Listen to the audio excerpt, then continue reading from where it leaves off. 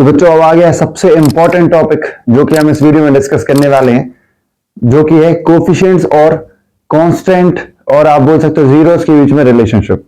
तो इसमें टॉपिक डालिए आप relationship between zeros of a polynomial and coefficients of polynomial। Coefficients और जीरोस के बीच में क्या रिलेशन होता है ये हमें आज डिस्कस करना है, और इस चीज को हम लाने के लिए बहुत बढ़िया आराम से एक क्वेश्चन के थ्रू, एक एग्जांपल के थ्रू हम बढ़िया आराम से इसका रिलेशन लेकर आने वाले हैं। ठीक है, तो हम सबसे पहले ले लेते हैं एक एग्जांपल जहां पे हम लेते हैं यहाँ पे 2x²। समझाने के लिए बस ये एग्जांपल मैं आपको दे रहा हूं। तो 2x² प्लस 10x प्लस यहां पे ले लीजिए आप 12 इक्वल टू 0। ठीक है, ये एक्सप्रेशन आपको गिवन है। इस एक्सप्रेशन से सारे जो रिलेशनशिप है और जो भी आपको यहां पे फाइंड करने बोला जा सकता है, फाइंड कर सकते हो आप इस चीज से, वो सारी चीजें इसी एक क्वेश्चन से आपको सॉल्व करने को मिल जाएंगी। और हमें एक और चीज यहां पे ध्यान रखना, वो है जनरल फॉर्म इसका ax² plus bx plus c equal to 0। ये क्या है, इसका क्वाड्रेटिक इक्वेशन का या फिर क्वाड्रेटिक पॉलिनोमियल होता है, उसका ये क्या है, स्टैंडर्ड फॉर्म है जो हमें यूज करना है यहाँ पे। ठीक है, अब इस इक्वेशन को देखिए आप। इस इक्वेशन में आपको कुछ ना कुछ कॉमन तो दिख ही रहा है ना, कुछ ना कुछ कॉमन दिख रहा होगा। वो कॉमन क्या है, इस पूरे एक्सप्रेशन में क्या है कॉमन, 2 कॉमन है। 2 कॉमन ले लो तो यहां पर मिलेगा आपको x² प्लस इसमें से 10 में से अगर 2 कॉमन ले लिया अगर बाहर तो 5 बचा, और 12 में से अगर 2 कॉमन ले लिया तो बचा 6 इक्वल टू 0। इतना क्लियर है ना। अब यहां पे जो अपन पॉलिनोमियल दिया रहता है तो उसमें क्या कॉमन होगा ये हमें मालूम नहीं रहता है। जैसे इसमें तो हमें पता था कि 2 कॉमन आ रहा था तो हमने ले लिया। यहाँ पे मान लो 3 भी कॉमन आ सकता था, 4 भी कॉमन आ सकता था, 6 भी, 8 भी, 10 भी, 100,000, कोई भी टर्म जो इन तीनों में कॉमन होगा वो अपन कॉमन लेके बाहर लिख सकते हैं। तो वो टर्म अपन ने यहाँ पे सिर्फ इसमें 2 था तो हमने 2 लिख लिया। अब इन जनरल अगर बात होती है, इन जनरल अगर बात करते हैं तो वहां पे हम क्या ले रहे हैं, यहाँ पे इसको हम ले सकते हैं k, क्योंकि ऐसी कितनी इक्वेशन हो सकते हैं, ऐसे कितने पॉलिनोमियल हो सकते हैं, इनफाइनाइट हो सकते हैं। यहाँ पे अगर आप 2x² प्लस 10x प्लस 12 ले रहे हो तो यहाँ पे 2 आ रहा है। यहाँ पे आप 3x² प्लस 15x ले लोगे और यहाँ पर आप 18 ले लोगे तो यहाँ पे बाहर क्या आ जाएगा, 3 आ जाएगा। यहाँ 4x² ले लो, यहाँ 4 अगर ले लोगे आप, यहाँ 4x² plus 20x plus 24 equal to 0। अगर ऐसा है तो भी यहाँ पे क्या आ जाएगा, 4 कॉमन आ जाएगा। तो ऐसे यहाँ पे जैसे पॉलिनोमियल में कुछ ना कुछ अगर मल्टीप्लाई फॉर्म में होता है उसको कॉमन ले लो, अगर अपन बाहर ब्रैकेट के बाहर ले लो तो फिर वो बाहर आ जाता है, और ये ब्रैकेट के अंदर सिंपलीफाई फॉर्म और क्वाड्रेटिक पॉलिनोमियल क्या है, फिर कोई भी पॉलिनोमियल उसका फॉर्म मिल जाता है। तो हमने सिंपलीफाई करके इसको यहाँ लिख लिया और यहाँ पे हमने k ले लिया। चूंकि इस इक्वेशन में तो क्या मिल रहा था अपन को, 2 मिल रहा था बाहर, मगर इन जनरल कई सारी ऐसे इक्वेशन, इनफाइनाइट ऐसे इक्वेशन आप बना सकते हो, इसलिए अपन यहाँ पे क्या ले रहे हैं, k का यूज कर रहे हैं, k ले रहे हैं। ठीक है, तो ये k को अपन साथ में लेके चलेंगे। k यहां देखो, अब इसको आप अगर सॉल्व करते हो, x² का कोफिशिएंट मिडिल टर्म स्प्लिटिंग करके हम यहाँ पे सॉल्व करें ना, x² का कोफिशिएंट कितना है यहाँ पे 1, तो 1 को अगर हम 6 से मल्टीप्लाई करेंगे तो क्या मिलेगा, 6 मिलेगा। सीधी सी बात है, 1 को 6 से मल्टीप्लाई किया तो क्या मिला, 6, ये मिलेगा 6। और 6 को फैक्टराइज करें, 2 से करेंगे तो 3 आएगा, और 3 से करेंगे तो यहाँ 1। तो यहाँ पे 2 नंबर मिल रहे हैं, इन दोनों नंबर को अगर हम प्लस करते हैं तो क्या मिल रहा है, 5 मिल रहा है, और इनको मल्टीप्लाई करेंगे तो वापस से 6 मिल रहा है। इसका मतलब क्या है, 5 को हमें क्या लिख देना है, 2 प्लस 3, क्योंकि इन दोनों को मल्टीप्लाई करने पर हमें पॉजिटिव वैल्यू मिल रही है, 6 मिल रहा है। तो अगर पॉजिटिव वैल्यू मिलता है इन दोनों को मल्टीप्लाई करने पर हमें, तो बीच की वैल्यू कैसे मिलती है, प्लस करने पर, 2 नंबर को प्लस करने पर हमें बीच की वैल्यू मिल जाती है। आसान सा है ये। तो यहाँ पे x² का x² लिख लो, 5 को हम लिख देंगे यहाँ पे क्या, 2 प्लस 3, और x था तो x लिख दिया प्लस 6 का 6 इक्वल टू 0, ये लिख दिया। k का k लेने दो यहाँ पे x²। अब ये x जो है यहाँ पे प्लस, आगे का प्लस भी मल्टीप्लाई करना इन दोनों से, और x को भी, तो प्लस 2 और ये बात का x प्लस इंटू प्लस 3 हो जाए, और ये x का मल्टीप्लाई किया तो x आ गया प्लस 6 इक्वल टू 0। अब इन दोनों में अपन k यहां ले लो, इन दोनों में कॉमन क्या दिख रहा है अपन को, x दिख रहा है, तो बचेगा कितना, x प्लस 2 बचेगा। इन दोनों में कॉमन क्या दिख रहा है, 3 दिख रहा है, तो 3 कॉमन ले लो, तो बचेगा क्या, x प्लस 2 बचेगा। 6 में से 3 कॉमन ले लिया तो 2 बचा, इक्वल टू क्या आएगा यहाँ पे 0 आएगा। फिर से k कॉमन ले लो, यहाँ पे k को बाहर रखो। अब देखो ये एक टर्म है पूरा, देखो जब भी कोई भी दो टर्म होते हैं उनको मल्टीप्लाई कर दिया जाता है तो फिर वो एक टर्म कंसिडर किया जाता है। जैसे 2 को इंटू कर दिया x से, तो अब ये 2 इंटू एक्स, दो टर्म अलग अलग नहीं जाएगा, अब ये एक ही टर्म कंसिडर किया जाएगा, ये क्या होगा 2x। तो 2x अकेले एक टर्म है, वैसे ही इस ब्रैकेट में और x में मल्टीप्लाई का साइन है, इसलिए क्या होगा, ये दोनों एक ही कंसिडर किए जाएंगे। x प्लस 2 और 3 को मल्टीप्लाई किया तो ये दोनों भी एक ही कंसिडर किए जाएंगे। तो x प्लस 2 इन दोनों में से कॉमन ले लो, यहां बचेगा x प्लस 3 इक्वल टू 0। तो k यहीं पर रहेगा। अब देखो यहां पे वापस से कंडीशन क्या आ गया कि अगर इन दोनों में से, इन दोनों का मल्टीप्लाई करने पर क्या मिल रहा है, 0 मिल रहा है। इसका मतलब क्या, इन दोनों में से कोई ना कोई एक वैल्यू तो 0 होगी। तो यहां से अब अपन यहाँ पे k की वैल्यू को हटा कर क्या कर रहे हैं, यहाँ पे 0 को नीचे ट्रांसफर कर रहे हैं, ठीक है। मगर यहाँ k साथ में रहेगा ही रहेगा। अभी अपन k का यूज क्यों किया हमने यहाँ पे, और k का यूज क्या होगा वो चीज आपको समझ में अभी आ जाएगी थोड़ी देर बाद। अब यहाँ पे क्या होगा, x प्लस 2 बचा और यहाँ पे बचा x प्लस 3 इक्वल टू 0। अब x प्लस 2 और x प्लस 3 इक्वल टू 0, इसका मतलब क्या, इन दोनों में से कोई ना कोई एक वैल्यू 0 होगी। इसका मतलब क्या है, which implies that x plus 2 equal to 0 और x प्लस 3 इक्वल टू 0, ये मिलेगा। तो यहां से अपन को x की वैल्यू क्या मिल रही है, x इक्वल टू क्या मिल रहा है, -2 मिल रहा है, और यहां से x की वैल्यू क्या मिल रही है, +3 उस साइड जाएगा तो -3 मिल रहा है। तो x की कितनी वैल्यू मिल गई यहाँ पे क्वाड्रेटिक पॉलिनोमियल के लिए, 2 वैल्यूज मिल गई, मिली ना। अब किया तो यहां साथ में चल रहा, तो अपन ने लास्ट में यहां पर पहुंचा दिया है, मगर इसके साथ भी किया तो था ही। तो x की वैल्यू 2 मिल गई यहाँ पे, तो क्वाड्रेटिक पॉलिनोमियल के लिए जीरोस कितने मिलते हैं, 2। यहां से अपन ने वेरीफाई कर लिया कि हाँ 2 जीरोस इसके मिलते हैं। अब रिलेशन निकालना है अगर आपको, तो ये तो हमने एग्जांपल सॉल्व करके बताया, सिर्फ ये शो करने के लिए कि क्वाड्रेटिक पॉलिनोमियल के 2 जीरोस होते हैं, ठीक है। इतना करने के बाद अब क्या करने वाले हैं अपन यहाँ पे, अब जब 2 जीरोस हैं अगर इसके, तो हम 2 जीरोस को कुछ ना कुछ तो मानेंगे, है ना। अब 2 जीरोस को हम मान ले रहे कुछ, ठीक। अब अपन करने वाले यहाँ पे ब्लू कलर, अब ये हमने सिर्फ वेरीफाई कर लिया, अब इसका काम खत्म, इसका काम खत्म हो गया। यहाँ पे हमने देख लिया कि हाँ इसके 2 जीरोस मिलते हैं। एक को अपन मान लेते हैं अल्फा और दूसरे को बीटा मान ले रहे, तो अपन मान ले रहे let the 2 zeros of quadratic polynomial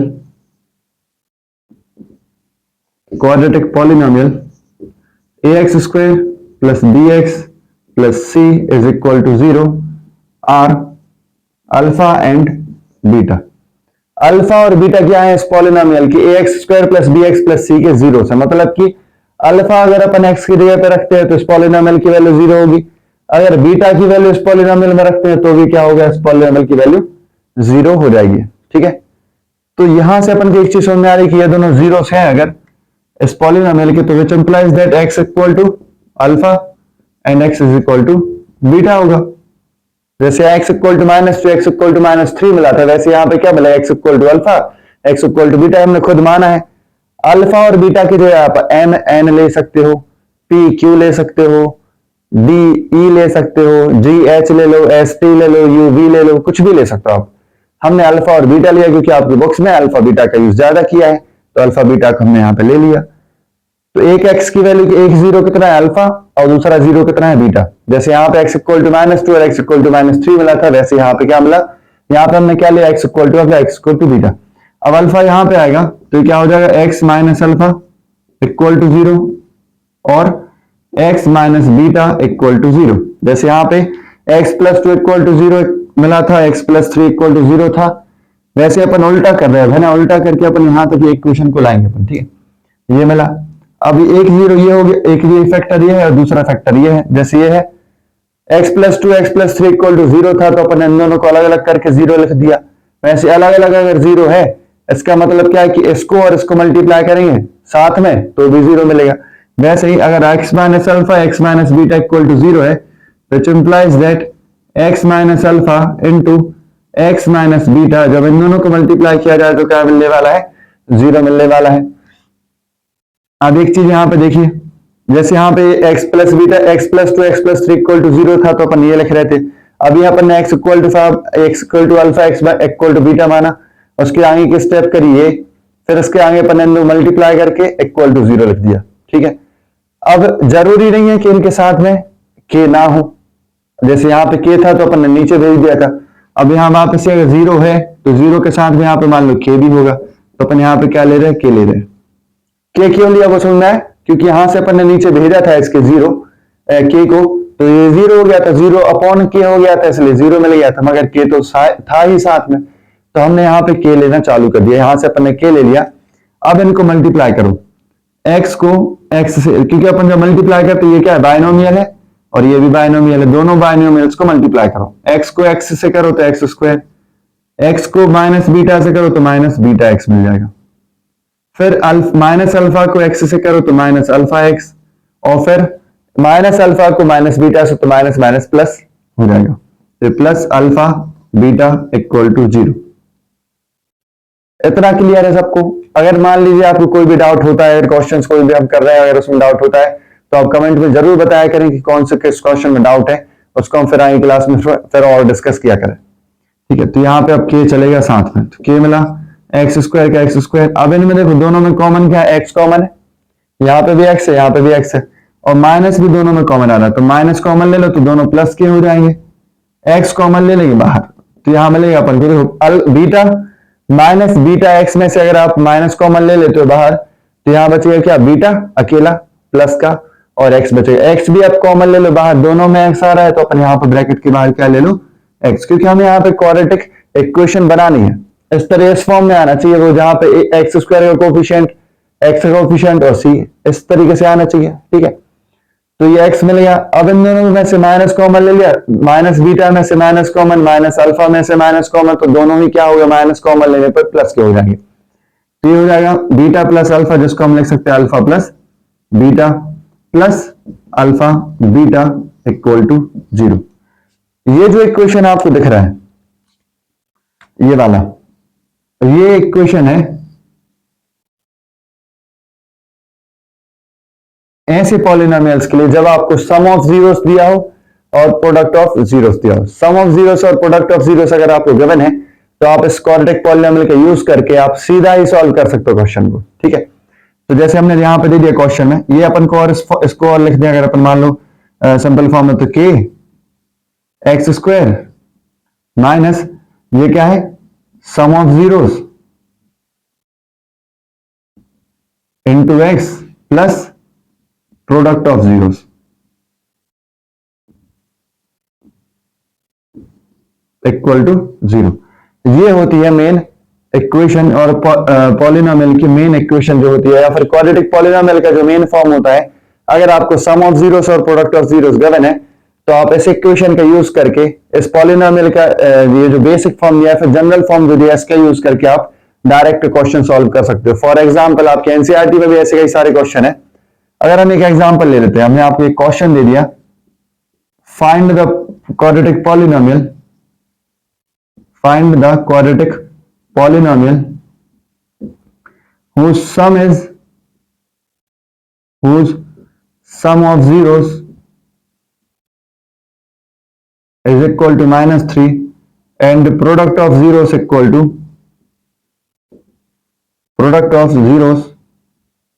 is equal to 2। Sum of zeros given है आपको क्वेश्चन में, प्रोडक्ट ऑफ जीरोस, और आपको सीधा सम ऑफ जीरोस और प्रोडक्ट ऑफ जीरोस का यूज करके क्वाड्रेटिक पॉलिनोमियल को बनाना है, बताना है क्या होगा क्वाड्रेटिक पॉलिनोमियल वो। ठीक है, तो हमने इसको क्वाड्रेटिक पॉलिनोमियल को सॉल्व करके यहाँ पे मिनटम स्प्लिटिंग से जीरोस निकाले थे, यहाँ पे हमने अल्फा बीटा जीरोस मान के क्वाड्रेटिक पॉलिनोमियल बना लिया है। अब ये क्वाड्रेटिक पॉलिनोमियल सब में अप्लाई होगा, सारे क्वेश्चंस में अपन इसको अप्लाई कर सकते हैं। अब करेंगे कैसे वो अपन को सीखना है। उसके पहले हमें क्या करना है, इस क्वेश्चन को सॉल्व करना है, कैसे आप इसको यूज कर सकते हो, ये सारी चीजें अपने यहाँ पे जानने वाले हैं। ठीक है, तो सबसे पहले आपको क्या करना है, यहाँ पे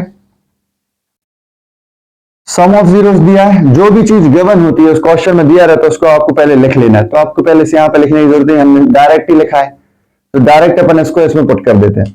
तो required polynomial equal to required quadratic polynomial जो होगा वो कितना होगा, एक्स स्क्वायर के साथ में लिखना है ना, के X square minus sum of zeros कितना है, -3, और सम ऑफ जीरोस यहाँ पे क्वाड्रेटिक पॉलिनोमियल की इक्वेशन जो है उसमें भी आ रहा है, तो सम के जगह पर क्या लिख देंगे, -3x बस ये सम की जगह पर ने पुट कर दिया और x था साथ में इसके तो x लिख दिया। ये आपको याद करनी पड़ेगी इक्वेशन को। Plus product of zeros, product कितना है 2 है तो यहां 2 लिख दिया इक्वल टू 0। ये बन गया क्वाड्रेटिक पॉलिनोमियल। इसको और सिंप्लीफाई करना तो k X square minus minus plus 3x plus 2 equal to 0। ये हो जाएगा क्वाड्रेटिक पॉलिनोमियल। ठीक है, सिंपल सा क्वाड्रेटिक पॉलिनोमियल ये अपन ने बना लिया तुरंत ही। सिर्फ अपन ने को क्या दिया था, सम ऑफ जीरोस और प्रोडक्ट ऑफ जीरोस दिया था, उसका यूज करके अपन ने फाइंड कर लिया। ठीक है, तो ये एक तो कंसेप्ट ये होता है, एक ये फॉर्म इक्वेशन या फिर ये पॉलिनोमियल होता है जो इंपॉर्टेंट होता है, जो जिसके क्वेश्चन आपसे डायरेक्ट ही पूछ लिए जाते हैं। ठीक है, जब आपको सम दिया हो, प्रोडक्ट दिया हो, या फिर आपको ऐसा दिया हो कि जीरोस गिवन है आपको और उनका आपको सम करके फिर सम और प्रोडक्ट निकाल के फाइंड कर लेना है क्वाड्रेटिक पॉलिनोमियल। इसका क्वेश्चन कैसा पूछा जा सकता है, एक क्वेश्चन अलग पूछने का टाइप क्या होगा इसका पूछने का, वो देख लेते हैं। ठीक है, अगर मान लो आपसे बोला जाता है find a quadratic polynomial, find a quadratic polynomial whose zeros are -2 and -3, -2 और -3 जिस पॉलिनोमियल के जीरोस हैं उस क्वाड्रेटिक पॉलिनोमियल को आप फाइंड करिए। ठीक है, सिर्फ अब यहां पे क्या दिया था, सम दिया था जीरोस का, अब यहां पे जीरोस ही दिए हैं तो और आसान है। जीरोस अगर आपको गिवन है, जीरोस गिवन है अगर तो इनका सम निकाल लो, प्रोडक्ट भी निकाल लो, दोनों निकाल सकते हो। सम और प्रोडक्ट जैसे मिल जाएगा अपन इसमें पॉलिनोमियल में पुट कर देंगे, यहाँ पर सम की वैल्यू रख दो, यहाँ प्रोडक्ट की, बाकी एक्स स्क्वायर और एक्स को और माइनस साइन को वैसा क्या वैसे रहने दो, आ जाएगा आंसर। सीधा करते हैं इसको अपन, तो यहाँ पे पहले निकालेंगे अपन sum of zeros.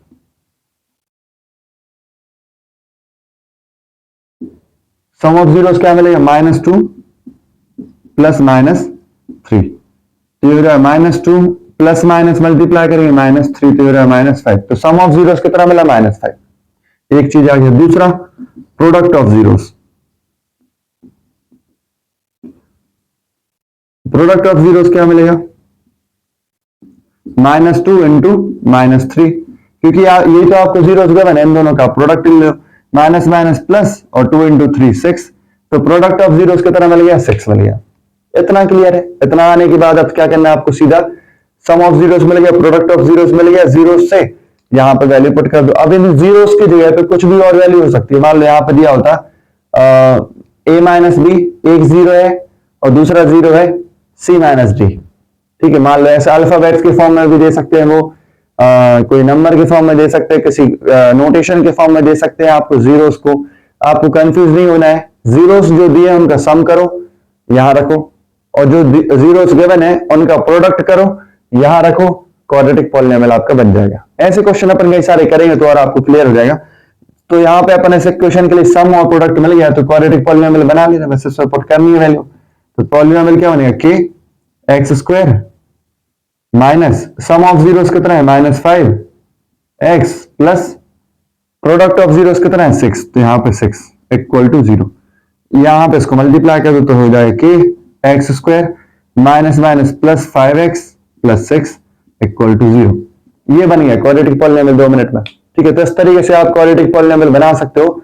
Sum of zeros given हो, प्रोडक्ट ऑफ जीरोस गिवन हो तो डायरेक्ट फाइंड कर सकते हो, और अगर आपको सिर्फ जीरोस गिवन है, एक जीरो गिवन था जैसे यहाँ -2 -3, यहाँ पे मान लो दिया हो तो माइनस अल्फा माइनस बीटा, तो अपन यहाँ पे माइनस अल्फा माइनस बीटा का सम निकालते तो प्रोडक्ट निकालते और यहाँ पुट कर देते। ठीक है, तो ये भी आपका एक तरीका है जिसको आप सॉल्व कर सकते हो जिससे। ठीक है, तो इस इक्वेशन का, इस क्वाड्रेटिक पॉलिनोमियल का जो जनरल फॉर्म होता है इसको बोला जाता है। इसका आप यूज कर सकते हो क्वेश्चंस में क्वाड्रेटिक पॉलिनोमियल को फाइंड करने के लिए। ये चीज आपको ध्यान रखना जब आपको sum of zeros product of zeros given हो। तो देखिए यहाँ पर रिलेशन कैसे आने वाला, जैसे हमें पता था कि अल्फा एंड बीटा हमने किसके जीरोस माने थे, इस पॉलिनोमियल के। तो इस पॉलिनोमियल के जीरोस अगर ये दोनों होंगे तो यहां से क्या होगा, अल्फा बीटा जब रखेंगे तो इसकी वैल्यू क्या मिलेगी, यही मिलेगा, इस फॉर्म में मिलेगा, है ना। अगर अल्फा बीटा इस पॉलिनोमियल के जीरो हैं अगर, तो इसको अपन जब भी अगर अल्फा एक्स की वैल्यू और वाई की वैल्यू इसमें रखेंगे, एक्स की वैल्यू इसमें पुट करेंगे अल्फा और बीटा, तो इसकी वैल्यू 0 मिलने वाली है। ठीक है, सिंपल सी बात है। और ये जो फॉर्म मिला है ये पॉलिनोमियल के, ये पॉलिनोमियल का फॉर्म जो है ये वाला, इसकी वैल्यू तो 0 मिल रही ना, सामने इक्वल टू में 0 मिल रहा है अपन को, क्योंकि अपन ने ये लास्ट शुरुआत से लेकर देखा है कि लास्ट में इक्वल टू में क्या मिल रहा है, 0 मिल रहा है। तो के अगर हटा दें अपन नीचे पहुंचा कर, तो यहाँ पे क्या दिख रहा है आपको, X square minus alpha plus beta X plus alpha beta equal to 0। ठीक है, और अगर मान लो ये पॉलिनोमियल है X square plus B x plus, ये भी एक पॉलिनोमियल है, इसके जीरोस क्या है, अल्फा बीटा है, तो अगर अल्फा बीटा अगर इसमें रख दिए जाए तो इसकी वैल्यू क्या होगी, 0 होगी। सीधी सी बात है। मतलब अगर अपन कंपेयर करते हैं दोनों को, कंपेयर इक्वल टू कर दिया जाता है यहां पे a x square plus B x plus c. अगर कंपेयर करना है इन दोनों को तो अपन क्या करेंगे, देखो पहले इसके लिए आपको यहां पे a x square plus B x plus c को भी आपको थोड़ा सा मॉडिफाई करना पड़ेगा, जैसे आपको दिया है ये तो आपको इक्वल टू में 0 दिया है। ठीक है, इसको लेकर आपको रख लेना है, या फिर इसको अपन यहां से हटा ही दे रहे हैं, ये बाद में जब इसका यूज होगा तो अपन इसका यूज कर लेंगे। देखिए पहले इसको हम मॉडिफाई कर लेंगे, क्योंकि यहाँ पे एक्स स्क्वायर का कोफिशिएंट कितना है, 1 है, और यहाँ पे एक्स स्क्वायर का कोफिशिएंट कितना है, ए है। तो ए को हटाने के लिए अपन एक्स स्क्वायर का कोफिशिएंट को 1 1 बनाने के लिए अपन क्या करें, इसको थोड़ा सा चेंज करना है। तो यहाँ आ जाएगा a x square plus B x plus c equal to 0। यहां से अगर अपन को ए हटाना है मल्टीप्लाई में से, तो यहां से अपन सब पूरी इक्वेशन को डिवाइड कर दो ए से, divide both side by a, divide both sides by a से डिवाइड कर दो। तो यहां पर जैसे ये डिवाइड करें तो ए एक्स स्क्वायर को ए से डिवाइड कर दिया, प्लस बी एक्स को ए से डिवाइड कर दिया, प्लस सी को ए से डिवाइड कर दिया, और फिर 0 को भी ए से डिवाइड किया। क्योंकि आप जब दोनों साइड, जैसे यहाँ पे अपन एक एग्जांपल के लिए बता रहा हूं, जैसे यहाँ पे x इक्वल टू 4 दिया है, तो अगर आप 2 यहां डिवाइड करो तो यहाँ पे भी आपको 2 से डिवाइड करना पड़ेगा, दोनों साइड 2 से डिवाइड करना पड़ेगा इसको आपको। ठीक है, तो देखो अब ये 0 अपॉन ए क्या हो जाएगा, ये तो 0 हो जाएगा। यहां ए से कैंसिल, क्या मिला यहाँ पे X square plus B upon A X plus C upon A equal to 0।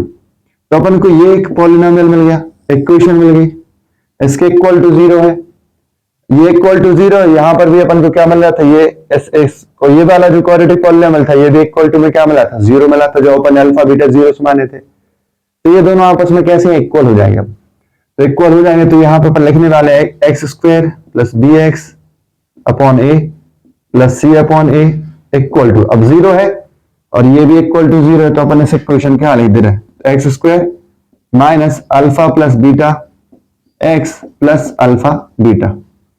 ठीक है, दोनों इक्वल टू 0 था, तो ये दोनों आपस में भी कैसे हुए, इक्वल हुए।